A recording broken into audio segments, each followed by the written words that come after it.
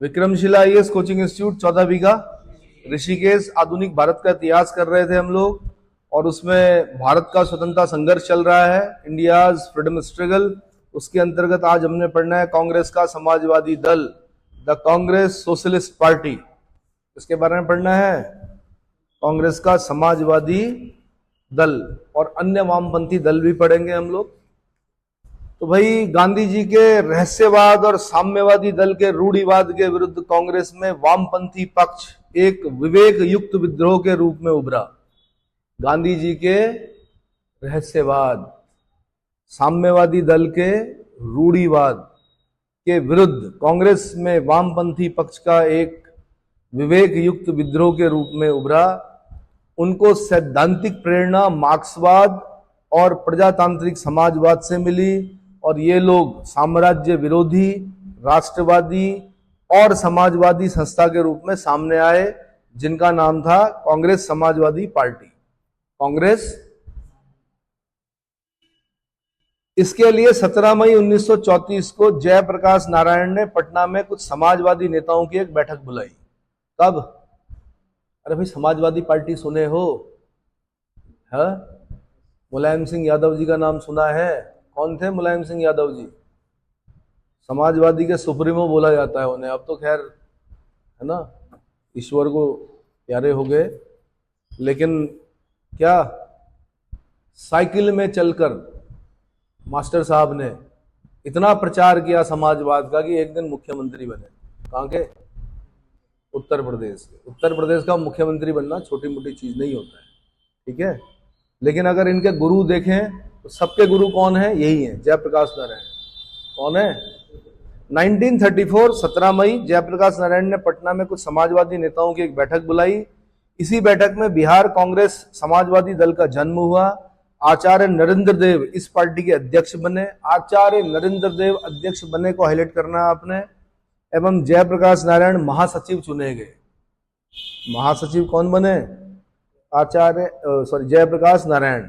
इनके अन्य प्रमुख नेता जो थे वो अच्युत पटवर्धन, मीनू मसानी और अशोक मेहता।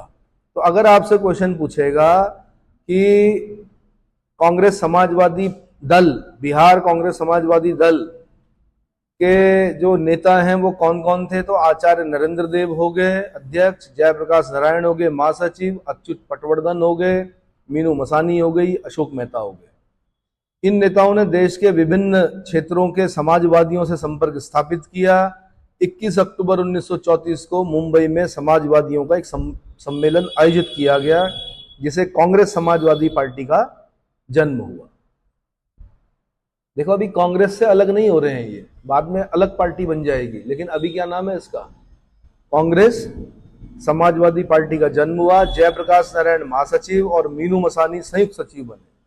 मीनू मसानी संयुक्त सचिव बने। तो भाई, कांग्रेस समाजवादी पार्टी स्थापना 21 अक्टूबर 1934, जगह बंबई, संस्थापक आचार्य नरेंद्र देव और जयप्रकाश नारायण, संस्थापक सदस्य अशोक मेहता, अच्युत पटवर्धन, मीनू मसानी, एनजी गौरी, डॉक्टर राम मनोहर लोहिया, यूसुफ मेहराले, गंगा शरण सिंह, कमला देवी चट्टोपाध्याय। ये सब क्या हैं? संस्थापक सदस्य हैं। समर्थक व्यक्तित्व जो हैं वो जवाहरलाल नेहरू, सुभाष चंद्र बोस। कांग्रेस के अंदर ये जवान लड़के जब आते हैं ना, तो आप देखते होंगे कि समाजवाद का प्रभाव आ जाता है कांग्रेस के अंदर। सुभाष चंद्र बोस भी क्या थे? क्या थे भाई?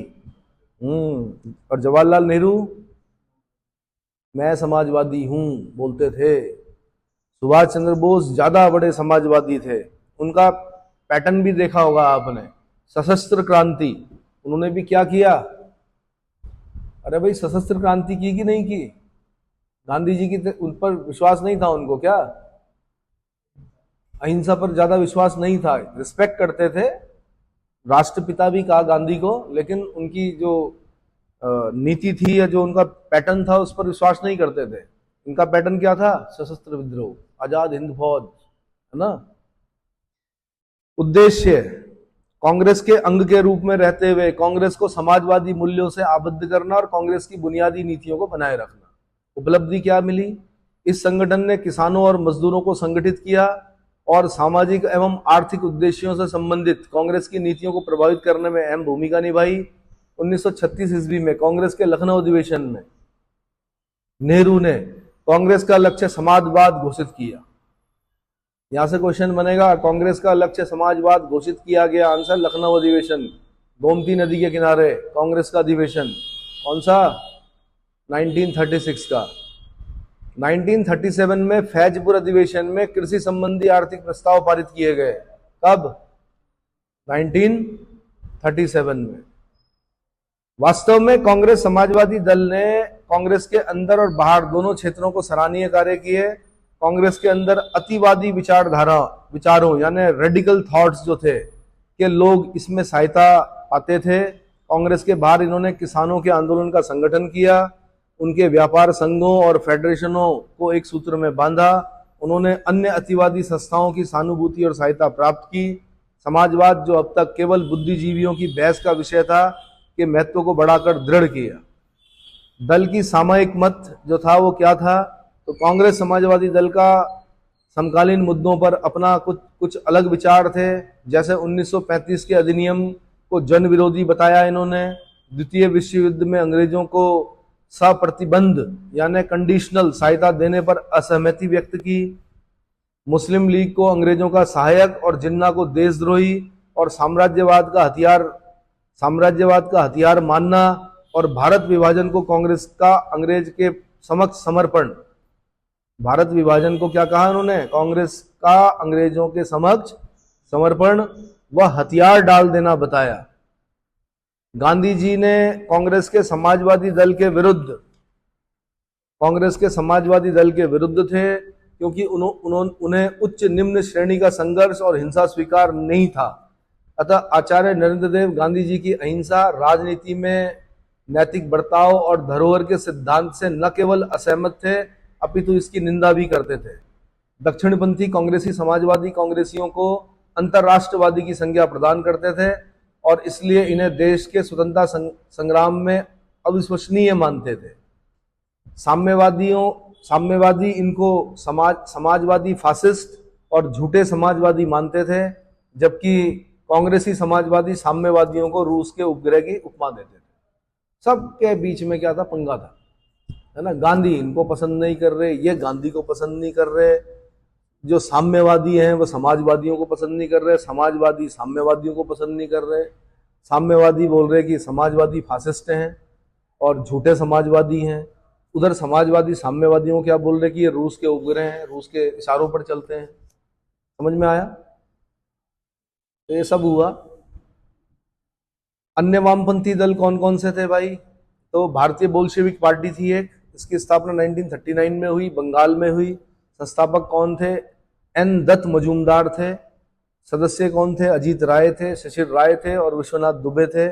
उद्देश्य क्या था इनका? भारतीय समाज को वर्ग विभेद से मुक्ति दिलाना और राष्ट्र को स्वतंत्र कराना। राष्ट्र को सामयिक मत क्या था? इस पार्टी ने ब्रिटेन के द्वितीय विश्व युद्ध में सम्मिलित होने की कार्रवाई का समर्थन किया था, जबकि भारत छोड़ो आंदोलन का विरोध किया था। तो भारतीय बोल्शेविक पार्टी ने भारत छोड़ो आंदोलन का विरोध किया, लेकिन ब्रिटेन जब द्वितीय विश्व युद्ध में सम्मिलित हो गया तो इस कार्रवाई का समर्थन किया।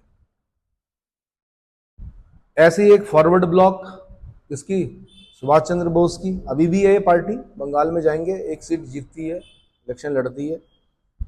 इसकी स्थापना कब हुई? 1939, 3 मई 1939 को हुई। मूकर, उन्नाव में हुई। कहां पर? मूकर, उन्नाव में हुई। संस्थापक कौन थे? सुभाष चंद्र बोस थे। उद्देश्य क्या था? सभी साम्राज्यवाद विरोधी शक्तियों को संगठित करना और अनिवार्य संघर्ष की पूर्ति हेतु तत्पर रहना। अन्य सदस्य कौन थे? तो जो महासचिव थे फॉरवर्ड ब्लॉक के, वो देवव्रत विश्वास थे। जो राष्ट्रीय महामंत्री थे उनका नाम था विश्वंभर दयाल त्रिपाठी, और साथ में इनके एक और व्यक्ति थे, स्वामी सहजानंद। कौन? स्वामी सहजानंद। मार्च 1939 में कांग्रेस के अध्यक्ष पद से त्यागपत्र देने के बाद मई 1939 में सुभाष चंद्र बोस ने फॉरवर्ड ब्लॉक की स्थापना की। कानपुर के निकट उन्नाव के मूकर नामक स्थान पर की थी इन्होंने स्थापना। कानपुर के निकट पड़ता उन्नाव, उन्नाव में भी एक जगह पड़ती मुकर, कौन सी, वहां पर इन्होंने इसकी स्थापना की। इसे एक ऐतिहासिक आवश्यकता बताया। फॉरवर्ड ब्लॉक के प्रथम अखिल भारतीय अधिवेशन मुंबई में पूर्ण स्वतंत्रता और उसके बाद समाजवादी राज्य की स्थापना को उद्देश्य स्वीकार किया गया। ब्रिटिश राज्य और देसी राज्यों में साम्राज्य विरोधी संघर्ष छेड़ने के लिए देशव्यापी स्तर पर तैयारियां करने का प्रस्ताव भी स्वीकृत हुआ, जिससे कि विश्व की परिस्थितियों और संकट का लाभ उठाकर अंग्रेजों से सत्ता छीन ली जाए। ठीक है, वर्ल्ड वॉर में लड़ रहा था ब्रिटेन, इन्होंने कहा ये तो सुनहरा अवसर है, इसी समय क्या करना है ब्रिटेन पर, इस समय ब्रिटिशर्स को बाहर भगा सकते हैं हम। 3 सितंबर 1939 को मद्रास में सुभाष चंद्र बोस ने ब्रिटेन और जर्मनी के युद्ध छिड़ने की सूचना मिली। उन्होंने घोषणा की कि अब भारत के पास सुनहरा मौका है। क्या है? सुनहरा मौका है, उसे अपनी मुक्ति के लिए अभियान तेज कर देना चाहिए। लेकिन गांधी जी के पास जब ये बात पहुंची, गांधी जी ने कहा नहीं, ये गलत बात है। जब कोई संकट में हो तब उसको और परेशान करना क्या नहीं है, ठीक नहीं है। कि ब्रिटेन जो है वो अभी संकट में है, क्योंकि वर्ल्ड वॉर लड़ रहा है वो अभी, इस समय ज्यादा क्या नहीं करना। तो चलो, जुलाई 1940 में कलकत्ता स्थित हॉलवेट स्तंभ, जो भारत की गुलामी का प्रतीक था, उसको सुभाष की यूथ ब्रिगेड ने रातों रात मिट्टी में मिला दिया। हॉलवेट स्तंभ कहां पर? कलकत्ता में 1940 जुलाई। यूथ ब्रिगेड ने रातों रात मिट्टी में मिला दिया। यह एक प्रतीकात्मक शुरुआत थी कि वे ब्रिटिश साम्राज्य की भी ईंट से ईंट बजा देंगे। जून 1942 में फॉरवर्ड ब्लॉक अवैध संगठन घोषित कर दिया गया। इस संगठन ने भारत विभाजन का तीव्र विरोध किया था। अब यह दल अत्यंत छोटे रूप में केवल पश्चिम बंगाल में सीमित रह गया। इलेक्शन लड़ता है, एक सीट आ जाती कभी कभी इनकी। फिर था एक रेडिकल डेमोक्रेटिक पार्टी, अतिवादी लोकतांत्रिक दल बोलते हैं इसको। इसकी स्थापना भी 1940 में बंगाल में हुई थी। इसके संस्थापक जो थे वो कौन थे? एम एन रॉय थे।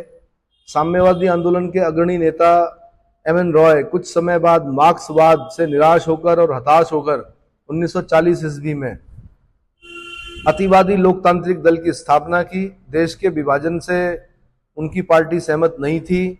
किसी दल विशेष को सत्ता हस्तांतरित करने के पक्ष में उनकी पार्टी नहीं थी। और यह भी बात सही है कि जब देश आजाद हुआ तो जो सत्ता दी गई वो किसको दी गई? कांग्रेस को दी गई। जबकि महात्मा गांधी ने क्या कहा था कि हमारा उद्देश्य पूरा हो चुका है, हम आजाद हो चुके हैं, अब कांग्रेस को समाप्त कर देना चाहिए। क्योंकि गांधी तो यहाँ पे समझ में आ गया था कि आने वाले समय में क्या होगा, इस पार्टी का दुरुपयोग हो सकता है। क्या हो सकता है? इस पार्टी के रहने के कारण मोनार्की आ सकती है। डेमोक्रेसी के अंदर मोनार्की, डेमोक्रेसी के अंदर मोनार्की कैसे आती है? परिवारवाद जिसको बोलते हैं। क्या बोलते हैं? जब एक ही परिवार के सदस्य क्या होते हैं, आगे तक पीढ़ी दर पीढ़ी शासक बनते रहते हैं, तो वो भी एक तरह से राजतंत्र की तरह ही माना जाता है। किसकी तरह माना जाता है? हाँ जी, राजतंत्र की तरह माना जाता है। क्रांतिकारी समाजवादी, आरएसपी बोलते हैं इसको, रिवोल्यूशनरी सोशलिस्ट पार्टी। क्रांतिकारी, ये इसकी स्थापना, जो क्रांतिकारी समाजवादी पार्टी थी, इसकी स्थापना 19 मार्च 1940 को बंगाल में हुई। इसके संस्थापक जो थे वो योगेश चंद्र चटर्जी थे, चट्टोपाध्याय या चटर्जी।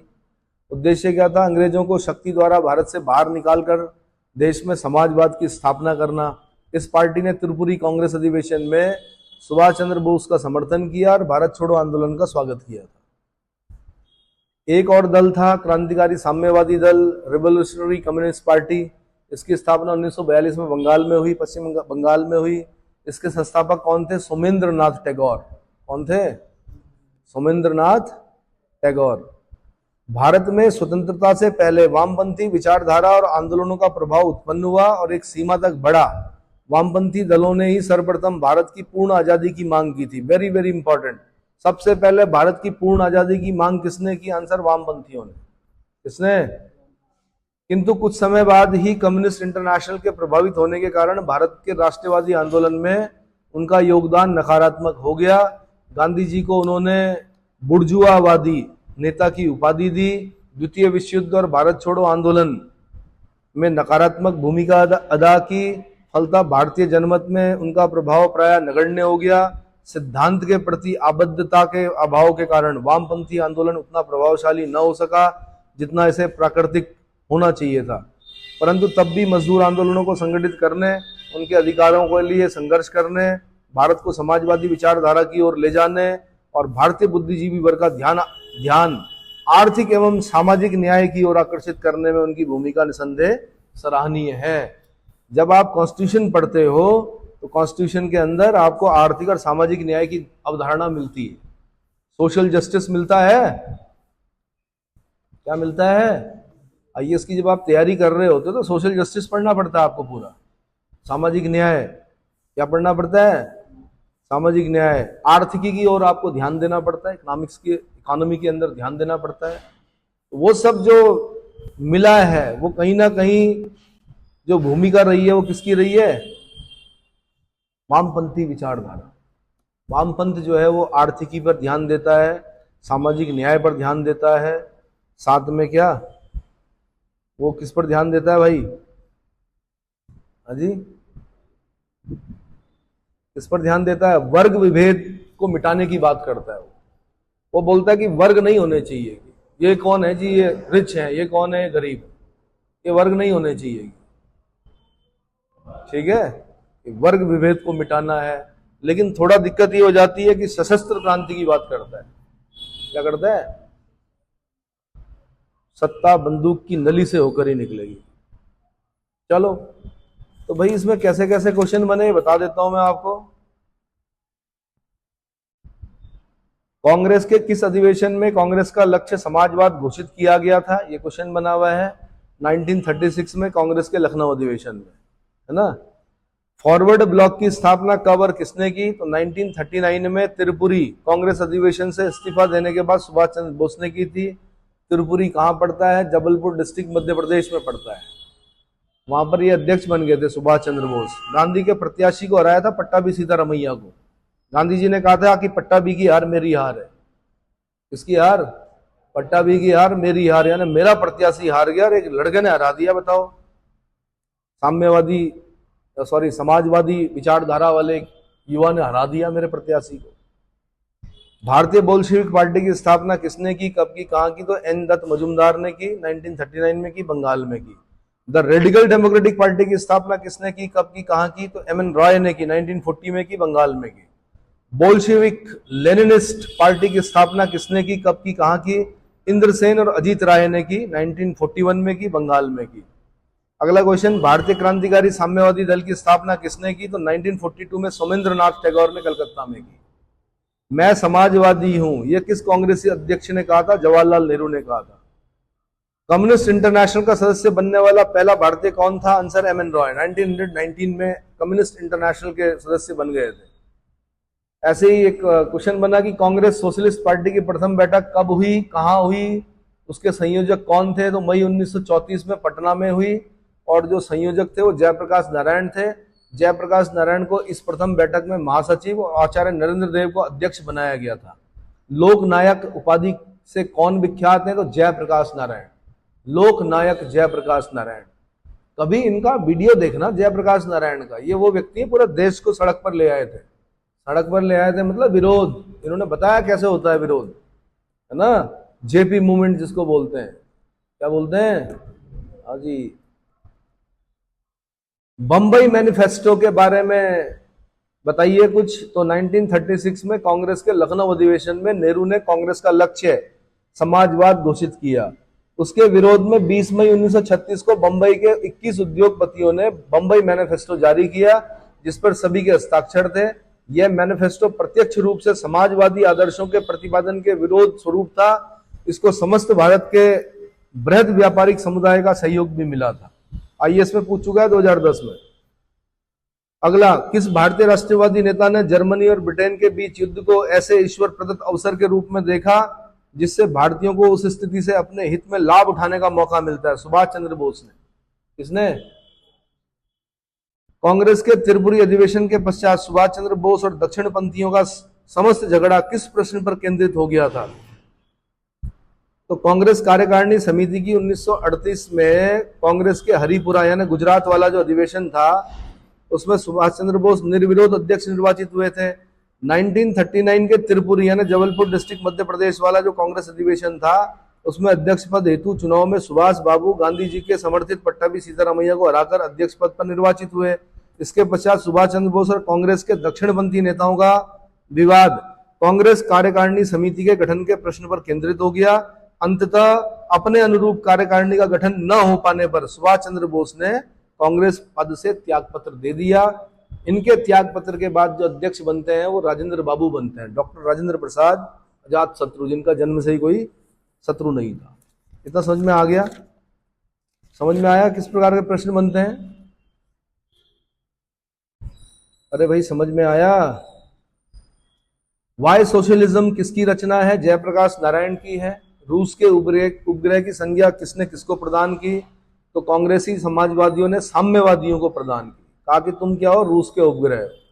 1924 का कानपुर का षड्यंत्र किसके परिश्रम का फल था? तो नलिनी गुप्ता और अवनी मुखर्जी, दोनों महिलाएं थी ये, नलिनी और अवनी, नलिनी गुप्ता और अवनी मुखर्जी। कानपुर षड्यंत्र 1924। सबसे पहले भारत आने वाला कम्युनिस्ट अंग्रेज कौन था? तो पर्सी ई ग्लिडिंग था। कौन था? पर्सी ई ग्लिडिंग। ऐसी बिहार समाजवादी दल की स्थापना कब की, किसने की? आंसर मई 1934 में जयप्रकाश नारायण और फूलन प्रसाद वर्मा। ये बहुत बड़े नाम हैं, आप लोग अभ्यस्त नहीं होंगे इन नामों के। जयप्रकाश नारायण, फूलन प्रसाद वर्मा, ये बहुत बड़े नाम है तत्कालीन समय के। वे, अगला क्वेश्चन है, वे मस्तिष्क से तो वामपंथ के साथ हैं परंतु हृदय में महात्मा गांधी के अन्यतम समर्थक। यह कथन किसने किसके संबंध में कहा? तो सुभाष चंद्र बोस ने नेहरू के विषय में लिखा। नेहरू जी जो थे वो समाजवादी थे, लेकिन जो ये भी जानते थे कि भाई आगे जब सत्ता मिलनी है तो गांधी के सहयोग के बिना नहीं मिल सकती। इसलिए हृदय कहां था? मस्तिष्क वामपंथी था लेकिन हृदय गांधीवादी था। हृदय क्या था? तो मस्तिष्क की सुनोगे या हृदय की सुनोगे? जो मस्तिष्क की सुनते हैं वो लाभ नहीं उठा पाते, जो हृदय की सुनते हैं वो लाभ उठाते हैं। नहीं आया समझ में? क्या आया? जीवन में कई बार आप ऐसे मोड़ पे खड़े होंगे जहां पर आपको मस्तिष्क और हृदय में से किसी एक की सुननी होगी। किसकी सुनोगे? किसकी सुनोगे? हृदय की सुनोगे। अच्छा, आप भी फिर यानी अवार्ड रिवॉर्ड लेना चाह रहे हो। किसकी सुनोगे? कुछ नहीं, आंट से, डाटा इनएडिक्वेट। हम सुनेंगे ही ना मस्तिष्क की ना हृदय की। परिस्थितियां क्या, हमेशा मस्तिष्क की सुननी चाहिए। हो सकता है आपको हानि हो, ठीक है, वो लाभ प्राप्त ना हो। क्या? अरे यार एक चीज है, यहां सोने की ईंट पड़ी हुई, मैं चला गया तो लेके चले जाओगे क्या? हृदय की सुनोगे? या अब मैं इस ईंट को बेचूंगा और उसके बाद मैं, मस्तिष्क की सुनोगे ना कि कल क्या मुंह दिखाऊंगा। सिद्धांत भी तो कोई चीज होते हैं, जीवन सिद्धांतों पर होना चाहिए कि नहीं, मतलब जो भी कमाना है अपने पुरुषार्थ से कमाना है, ऐसे चोरी नहीं करनी। क्या नहीं करनी? मन तो करेगा कि भाई ईंट, इससे तो सारे सपने पूरे हो जाएंगे आपके, गाड़ी भी आ जाएगी, तो फोन, आईफोन भी आ जाएगा, जो जो सपने हैं आप लोगों के, है ना, बड़े बड़े रेस्टोरेंट में पार्टी भी हो जाएगी, भारत भ्रमण भी कर लोगे। ऐसे करोगे क्या? मस्तिष्क की सुनोगे। क्या सुनोगे?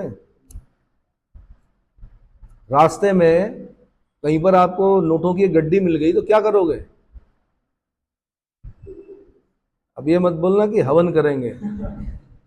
अरे भाई वापस थाने में जाओगे, जमा कराओगे, किसी गड्डी गिर गई, भाई हो सकता है कि कोई जरूरतमंद हो, कोई एम्स जा रहा हो, किसी का इलाज होना हो उससे, उसको वापस करोगे ना, ढूंढोगे उसको। तो मस्तिष्क की सुननी है। किसकी सुननी है? हृदय तो बड़ा वो होता है भाई, और हृदय में सोचने समझने की कोई वो नहीं होती है, बोलते हैं खाली, ये सामाजिक वो है कि हृदय से सोचना, और मस्तिष्क सोचता मस्तिष्क ही है। कौन सोचता है? दिल टूट गया कि दिल नहीं टूटता है कभी, पंपिंग मशीन है वो। क्या है? मस्तिष्क में विचार टूट गया आपका। चलिए कहां तक पहुंचे हम? सुभाष चंद्र बोस ने नेहरू जी के विषय में लिखा कि वे मस्तिष्क से तो वामपंथ के साथ हैं किंतु हृदय में महात्मा गांधी के अन्यतम समर्थक हैं।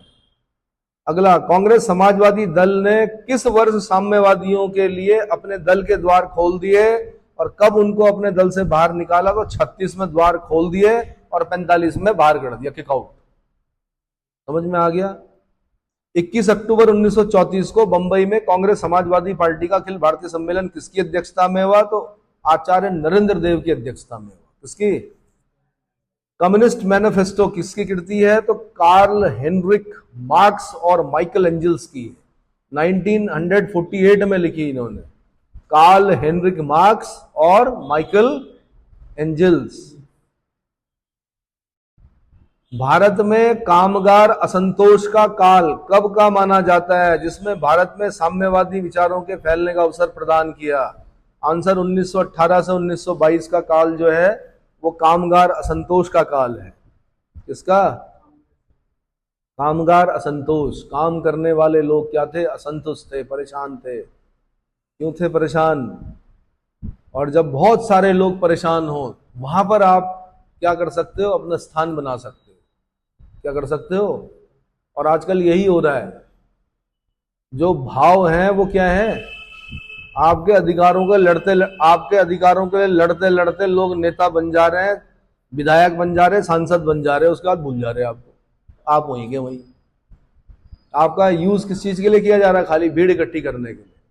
किसके लिए? ठीक है। तो और यहां पर ऐसा है भी कि आप लोगों को नेता चाहिए होता है एक, तभी आप लोग कुछ करते हो। अफगानी जो है वो किसी को नेता नहीं मानते। क्या नहीं मानते? समानता पर चलते हैं अफगानी, इसलिए उन पर आज तक कोई राज ही नहीं कर पाया। नहीं आया समझ में? कम्युनिस्ट आंदोलन की शक्ति के व बढ़ते प्रभाव को रोकने के लिए उस पर कौन कौन से षड्यंत्र रोपित किए गए? तो पेशावर षड्यंत्र केस चलाया गया 1922-23 में, कानपुर षड्यंत्र केस चलाया गया 1924 में, मेरठ षड्यंत्र केस चलाया गया 1929 और 33 में, है ना। किस वर्ष ब्रिटिश भारत सरकार ने साम्यवादी पार्टी पर प्रतिबंध लगा दिया? तो 1934 में लगा दिया। शक्ति के हस्तांतरण के संबंध में भारतीय साम्यवादियों की क्या नीति थी? तो बहुराष्ट्रवादी नीति, अर्थात भारत को छोटे छोटे बहुत से स्वायत्त राज्यों में बांट दिया जाए। ये थी साम्यवादियों की नीति कि भारत को छोटे छोटे स्वायत्त राज्यों में बांट दिया जाए। कांग्रेस समाजवादी पार्टी की स्थापना कब की? किसने की? आंसर अक्टूबर 1934 में की, बंबई में की, आचार्य नरेंद्र देव ने की और जयप्रकाश नारायण ने की। किसने? आचार्य नरेंद्र देव और जयप्रकाश नारायण। अगला, वामपंथी विचारधारा के प्रचार प्रसार हेतु नवयुग, सोशलिस्ट और इनकलाब जैसे पत्रों का संपादन किसने किया और कहां से किया? तो बंगाल से नवयुग का संपादन मुजफ्फर अहमद ने किया, बंबई से सोशलिस्ट का संपादन श्रीपाद अमृत डांगे ने किया और लाहौर से इनकलाब का संपादन किसने किया? गुलाम हुसैन द्वारा किया गया। ये आईएएस का क्वेश्चन है, ये वाला आईएएस में पूछा गया है। भारत की कम्युनिस्ट पार्टी की स्थापना सर्वप्रथम कब, कहां और किसके द्वारा की गई? तो 17 अक्टूबर 1920 में ताशकंद में मानवेंद्र नाथ रॉय या नरेंद्र नाथ भट्टाचार्य, इनका एक नाम क्या है वास्तविक? मानवेंद्र नाथ रॉय का नाम जो है नरेंद्र नाथ भट्टाचार्य। ताशकंद में स्थापित भारत की कम्युनिस्ट पार्टी के प्रमुख सदस्य कौन थे? तो मानवेंद्र नाथ रॉय थे, अवनी मुखर्जी, रोजा फिटिगॉफ, मोहम्मद अली, मोहम्मद शफीक और आचार्य एम प्रतिवादी। उत्तर प्रदेश के कम्युनिस्टों के नेता सत्यभक्त रे ने कानपुर में भारतीय साम्यवादी दल की स्थापना कब और किसके सदस्यों की उपस्थिति में की? 1 सितंबर 1924 को की। मौलाना हसरत मोहानी, वीएम जोशी, रमाशंकर अवस्थी और पंडित राम गोपाल की उपस्थिति में सत्यभक्त रे ने कानपुर में भारतीय साम्यवादी दल की स्थापना की 1 सितंबर 1924। भारत में पूर्ण स्वाधीनता की मांग सबसे पहले भारत में किस पार्टी ने की? आंसर भारत की कम्युनिस्ट पार्टी 1924। भारत की कम्युनिस्ट पार्टी। गांधी जी की धर्मपत्नी कस्तूरबा गांधी एवं उनके निजी सचिव महादेव देसाई का निधन कहां और किस आंदोलन के दौरान हुआ? तो पूना के आगा खां पैलेस में हुआ, भारत छोड़ो आंदोलन के दौरान गिरफ्तार किए जाने पर हुआ। भारत की लाल क्रांति संज्ञा किसे प्रदान की जाती है? तो भारत की लाल क्रांति बोलते हैं 1946 का शाही नौसैनिक विद्रोह। शाही नौसैनिक विद्रोह के समय भारत के नौसेना अध्यक्ष कौन था? Answer admiral Godfrey. Admiral Godfrey. Karachi में नौसैनिकों का विद्रोह किस जहाज पर हुआ? तो हिंदुस्तान नामक जहाज पर हुआ, कराची वाला जो हुआ। वैसे जो शुरू हुआ था वो तलवार नामक जहाज से हुआ था। किससे? भारत छोड़ो आंदोलन के दौरान इंग्लैंड का प्रधानमंत्री कौन था? तो आंसर विंस्टन चर्चिल था। कौन था? Conservative Winston Churchill. 1940 से 45 रहा। अच्छा जी, 9 अगस्त 1942 को भारत छोड़ो आंदोलन के प्रारंभ होते ही ऑपरेशन 0R के तहत सभी प्रमुख कांग्रेसी नेताओं को गिरफ्तार करने के विरोध में बिहार के किस तत्कालीन महाधिवक्ता ने अपने पद से त्यागपत्र दे दिया? आंसर बलदेव सहाय, 1942। कौन? बलदेव सहाय। भारत छोड़ो आंदोलन के समय भारत का प्रधान सेनापति कौन था? तो लॉर्ड वेवेल था। कौन था? Lord Wavell. इंग्लैंड का प्रधानमंत्री था विंस्टन चर्चिल और यहाँ का वाइसरॉय जो था वो लॉर्ड वेवेल। अगस्त क्रांति के दौरान जातीय सरकार की स्थापना कहां पर हुई थी? बंगाल प्रांत के मिदनापुर जिले में तामुलुक नामक स्थान पर जातीय सरकार। कहां पर? बंगाल प्रांत, मिदनापुर डिस्ट्रिक्ट, तामुलुक नामक स्थान। भारत छोड़ो आंदोलन के दौरान गांधी को गिरफ्तार करके कहां पर रखा गया था? पूना के आगा खां पैलेस में रखा गया था। तिलक दिवस कब और किस आंदोलन के समय मनाया गया? 1 अगस्त 1942 को इलाहाबाद में भारत छोड़ो आंदोलन के समय मनाया गया। कब मनाया गया? भारत छोड़ो आंदोलन 1 अगस्त 1942। भारत छोड़ो आंदोलन के संदर्भ में किसने कहा था कि वास्तव में गांधी जी उस दिन अवतार और पैगंबर के प्रेरक शक्ति के से प्रेरित होकर भाषण दे रहे थे? आंसर पट्टाभी सीतारमैया। बोलेंगे ही, गांधी बोलेंगे पट्टाभी की हार मेरी हार। पट्टाभी भी बोलेंगे कि भाई गांधी तो पैगंबर की तरह और किसके अवतार की तरह भाषण दे रहे थे उस दिन, डू और डाई का। स्वतंत्रता संग्राम के समय अरुणा आसफ अली, अरुणा गांगुली थी पहले, ये बाद में आसफ अली बनती है, तो अरुणा आसफ अली किस भूमिगत क्रियाकलाप के लिए प्रमुख महिला संगठक थी? आंसर भारत छोड़ो आंदोलन। किसने कहा था कि 1942 का अगस्त आंदोलन सिपाही विद्रोह के बाद सर्वाधिक गंभीर विद्रोह था? Lord Linlithgow. Lord Linlithgow. किस अमेरिकी बुद्धिजीवियों ने भारतीय स्वतंत्रता की मांग की थी? पर्ल बक ने की थी, एमएल सुरमन ने की थी और नॉर्मन थॉमस और लुई फिशर ने की थी। पर्ल बक ने, एमएल सुरमन, नॉर्मन थॉमस और लुई फिशर। वह अमेरिकी पत्रकार जो महात्मा गांधी के भारत छोड़ो आंदोलन के दौरान उनके साथ था, तो लुई फिशर। महात्मा गांधी का जीवनीकार है ये लुई फिशर। या ये इसका क्वेश्चन है, महात्मा गांधी का जीवनीकार कौन है? Answer Louis Fischer. यह किसने कहा था कि मैं देश की बालू से एक ऐसा आंदोलन खड़ा कर दूंगा जो कांग्रेस से भी बड़ा होगा? वर्धा प्रस्ताव पर गांधी जी द्वारा कहा गया। कांग्रेसी नेताओं में मनमुटाव के बाद गांधी जी ने यह वक्तव्य दिया। वक्तव्य क्या दिया? धमकी दी कांग्रेस को कि अपने आप को ज्यादा मत समझना, देश की बालू से कांग्रेस से भी बड़ा आंदोलन खड़ा कर सकता हूं मैं अभी। और सारे कांग्रेसी क्या हो गए? डर गए कि कहीं बापू ऐसा ना करें कि क्या। ऑपरेशन 0R क्या था? तो 9 अगस्त 1942 को सरकार द्वारा गांधी सहित अनेक नेताओं को उक्त ऑपरेशन के तहत गिरफ्तार किया गया था। किस प्रमुख नेता एवं दल ने भारत छोड़ो आंदोलन का विरोध किया था? अंबेडकर ने किया था विरोध भारत छोड़ो आंदोलन का। मुस्लिम लीग ने विरोध किया था और भारत की कम्युनिस्ट पार्टी ने विरोध किया था। किसने? अंबेडकर, मुस्लिम लीग और भारतीय कम्युनिस्ट पार्टी। अगस्त क्रांति के दौरान सर्वप्रथम कहां और किसके नेतृत्व में समानांतर सरकार की स्थापना की गई थी? चित्तू पांडे, बलिया। चित्तू पांडे, बलिया। ऐसे बहुत सारे पॉइंट हैं जो आपने क्या करने हैं, आपने याद करने हैं, पेपर में जाने से पहले देखने हैं, तेज पढ़ना है। आपने क्या करना है? बहुत तेज पढ़ना है। इसके बाद मैं आपको बताऊंगा क्या, इसके बारे में बताऊंगा भाई। हाँ, इसके बाद जो युग शुरू होता है 1919 से लेके 1942 तक का युग, उसको चौथा चरण बोलते हैं, the fourth phase Gandhi era, Gandhian युग के बारे में बताऊंगा अगले लेक्चर में।